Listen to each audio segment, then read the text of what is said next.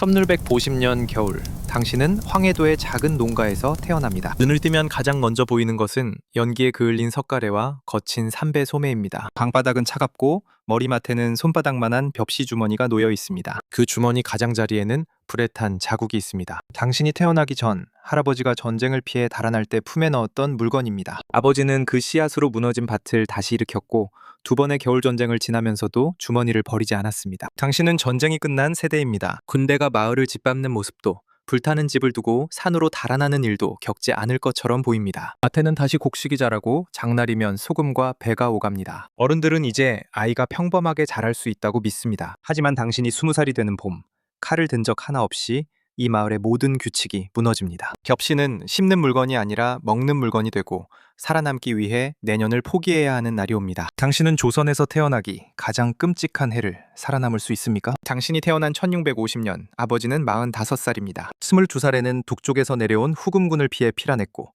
31살에는 청군의 침입을 다시 겪었습니다. 집을 비운 사이 겨울 곡식이 사라졌고 붙잡혀간 사람을 되찾으려면 곡식과 배를 몸값으로 내야 했습니다. 아버지가 물려받은 벽시 주머니는 그보다 더 오래됐습니다. 1590주년 일본군이 북상했을 때 할아버지가 이 씨앗을 품에 넣고 피란했습니다. 전쟁이 끝난 뒤 집과 밭을 다시 세웠고 1605년에 아버지가 그 집에서 태어났습니다. 전쟁은 1598년에 끝났지만 논이 물길, 가축, 씨앗, 함께 일할 사람은 한꺼번에 돌아오지 않았습니다. 당신은 그 복구의 끝자락에서 태어납니다. 국가가 집과 사람을 세금과 군역장부에 다시 올리고 있었지만 1648년 호적에 잡힌 집과 사람은 전쟁 전 장부에 크게 못 미쳤습니다. 피란과 누락이 섞여 있어 장부의 감소를 모두 죽음으로 볼 수는 없습니다. 그래도 전쟁이 끝난 지 반세기가 지나도록 비어있는 집과 사라진 노동력이 많았다는 흔적은 남았습니다. 당신에게 이 역사는 아무 기억도 아닙니다. 아버지 손에 굳은 살, 한쪽이 찌그러진 솥, 둘탄 벽시 주머니로 남아있을 뿐입니다. 당신의 첫 번째 생존 조건은 용기가 아니라 이 집에 겨울을 넘길 곡식과 당신을 먹일 어른이 남아있는가입니다. 5살이 되면 당신의 시야는 방바닥에서 논둑 높이로 올라옵니다. 새벽이면 물동이를 든 어른의 뒤를 따라 우물로 갑니다. 낮에는 밭에서 돌을 줍고 익어가는 곡식에 새가 내려앉으면 팔을 흔들어 쫓습니다. 작은 손도 집안의 한 끼를 늘리는 노동력이 됩니다. 아침 그릇에는 묽은 곡물죽이 담깁니다. 수확이 괜찮은 달에는 건더기가 늘고 저장 곡식이 줄어드는 봄에는 물이 많아집니다. 당신은 배가 부른지보다 그릇 바닥이 언제 보이는지를 먼저 배웁니다. 마을은 분명 살아나고 있습니다. 장시에서는 곡식과 소금, 배와 농기구가 오갑니다. 무너졌던 둑이 이어지고 버려졌던 밭에도 다시 사람이 들어갑니다. 전쟁 뒤 조선은 계속 폐허로 멈춰있지 않았습니다. 사람들은 집을 짓고 혼인하고 아이를 키우며 정상적인 내일을 되찾고 있습니다. 하지만 회복은 공짜가 아닙니다. 정부의 집이 다시 올라가면 세금과 군역도 돌아옵니다. 아버지가 관아의 요구로 집을 비우는 날이면 남은 가족이 밭일을 나눠 맡습니다. 당신은 전쟁을 보지 않았지만 전쟁 때문에 부족해진 사람의 목까지 일하며 자랍니다. 12살이 되면 손바닥에 피부가 달라집니다. 괭이자루가 닿는 자리에 물집이 잡히고 터진 자리에 굳은 살이 생깁니다. 봄에는 논둑에 갈라진 틈을 진흙으로 메우고 여름에는 허리를 굽혀 잡초를 뽑고 가을에는 베어낸 곡식단을 집까지 나릅니다. 집에 소가 있으면 밭을 가는 시간이 줄어듭니다. 소가 병들거나 팔려나가면 사람이 쟁기를 끌어야 합니다. 농기구 하나, 가축 한 마리, 씨앗 한 자루가 단순한 재산이 아니라 다음 수확을 만드는 힘이라는 것을 몸으로 배웁니다. 아버지는 해마다 수확이 끝나면 가장 충실한 나달을 따로 골라 불탄 주머니에 담습니다. 그 곡식은 배가 고파도 함부로 먹지 않습니다. 봄에 땅에 넣으면 수십 배로 돌아올 수 있는 종자입니다. 한 해의 마지막 끼니와 다음 해의 첫 수확이 같은 주머니 안에 들어 있습니다. 당신은 아직 그 매듭을 풀 권한이 없습니다. 대신 주머니를 높은 선반에 올리고 쥐가 닿지 않았는지 매일 확인합니다. 전쟁을 건너온 물건이 이제는 당신의 일상에서 가장 평범하고 중요한 물건이 됩니다. 1668년 당신은 18살입니다. 이제 물동이는 한 손으로 들고 지게에는 어른과 비슷한 양의 곡식단을 올립니다. 장날이면 수확한 곡식 일부를 내다 팔고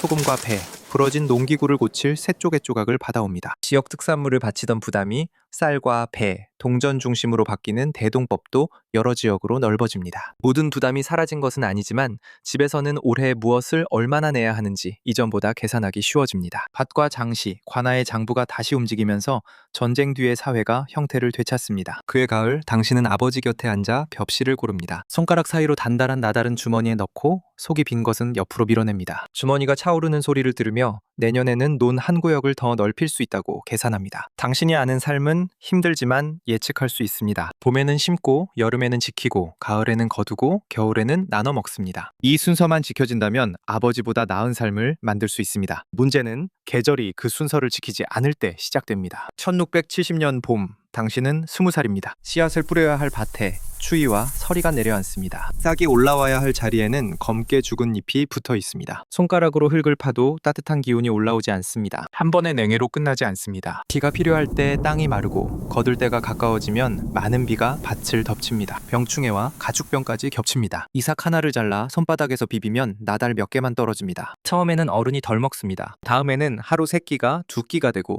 죽에는 곡식보다 물이 많아집니다. 그래도 창고 바닥이 드러납니다. 쑥 팔면 당장 곡식을 살 수 있지만 내년 봄에 밭을 갈 힘이 사라집니다. 농기구를 팔면 며칠을 버틸 수 있지만 비가 갠 뒤 다시 일할 수 없습니다. 이제 조선에서 태어나기 가장 끔찍한 해의 정체가 드러납니다. 일본군이 온 1592년도, 청군이 내려온 1636년도 아닙니다. 사람들이 전쟁의 폐허를 수십 년 동안 다시 세운 뒤 찾아온 1670년입니다. 이번에는 성문을 닫을 수도 산으로 피할 수도 없습니다. 어느 마을로 가도 같은 하늘 아래입니다. 집안의 마지막으로 남은 것은 불탄 벽시 주머니입니다. 할아버지는 1592년 피란길에서 이 씨앗을 먹지 않았습니다. 아버지는 1627년과 1636년의 겨울에도 매듭을 지켰습니다. 이제 그 주머니가 당신의 두 손 안에 들어옵니다. 한 줌을 모두 솥에 넣으면 오늘 밤 가족이 몇 숟갈씩 더 먹을 수 있습니다. 남겨두면 봄에 작은 논이라도 다시 시작할 수 있습니다. 그러나 굶주린 몸이 겨울을 넘기지 못하면 봄의 씨앗도 쓸 사람이 없습니다. 당신은 주머니를 엽니다.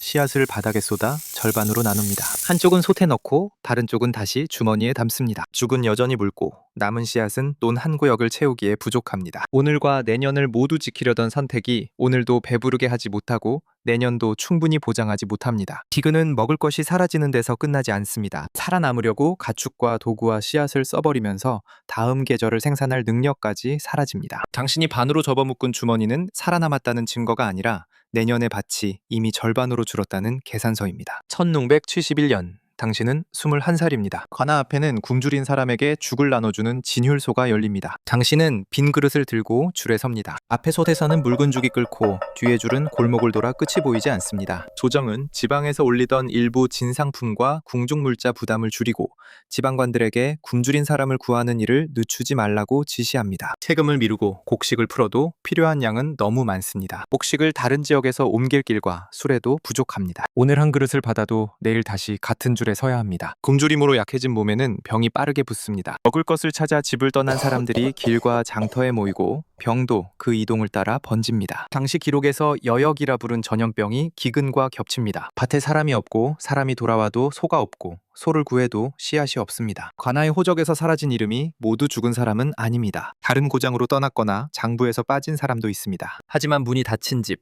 갈지 못한 밭, 주인을 잃은 농기구가 마을 곳곳에 남습니다. 당대 사람들이 이 참상을 임진년의 전쟁보다 더하다고 적은 이유가 눈앞에 펼쳐집니다. 당신은 죽그릇을 두 손으로 감싸고 집으로 돌아갑니다. 20살 전까지 배운 삶의 순서는 모두 끊겼습니다. 심고 거두어 먹는 것이 아니라 줄을 서서 오늘을 받고 내일 다시 줄 끝으로 돌아가야 합니다. 1672년 봄까지 살아남았다면 당신은 22살입니다. 전쟁터에서 승리한 것도 기근을 이겨낸 것도 아닙니다. 몸은 약해졌고 집에는 소와 온전한 농기구가 없으며 벽시 주머니에는 지난해 남긴 절반만 들어있습니다. 당신은 사람이 끌던 쟁기 뒤에서 흙을 고릅니다. 넓은 논을 모두 심을 수 없어 물을 댈 수 있는 작은 구역부터 씨앗을 넣습니다. 한 줌을 뿌릴 때마다 빈 땅이 더 넓게 남습니다. 살아남았지만 이전의 생활로 돌아가는 데는 다시 여러 해가 필요합니다. 당신의 생존을 판단력 하나로 설명할 수는 없습니다. 어느 지역에 태어났는지, 집에 저장곡식과 가축이 있었는지, 함께 일할 가족과 이웃이 남았는지, 진율소까지 갈 수 있었는지, 병이 몸에 닿기 전에 곡식을 받았는지가 생존 시간을 바꿉니다. 당신은 전쟁이 끝난 집에서 태어났습니다. 5살에는 밭에 돌을 주었고 12살에는 한 사람 몫의 일을 했고 18살에는 내년의 씨앗을 골랐습니다. 그리고 20살에는 살아남기 위해 그 내년을 먹었습니다. 조선의 최악은 한순간에 무너진 전쟁터만이 아니었습니다. 평범한 삶을 거의 되찾았다고 믿은 순간 날씨와 흉작과 굶주림과 병이 차례로 생산 기반을 끊었습니다. 당신이 살아남았더라도 손에 남은 것은 승리의 증표가 아니라 절반으로 줄어든 벽시 주머니입니다. 당신이라면 마지막 벽시를 반으로 나눴겠습니까? 전부 먹었겠습니까? 나눈다와 먹는다 중 당신의 선택만 남겨주십시오.